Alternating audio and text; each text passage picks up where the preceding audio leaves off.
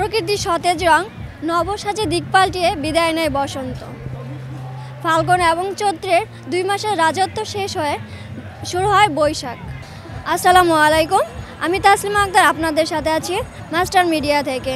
বছরের প্রথম দিন পহেলা বৈশাখ, এই দিনে বাঙালির মনে এক আনন্দ নিয়ে আসে।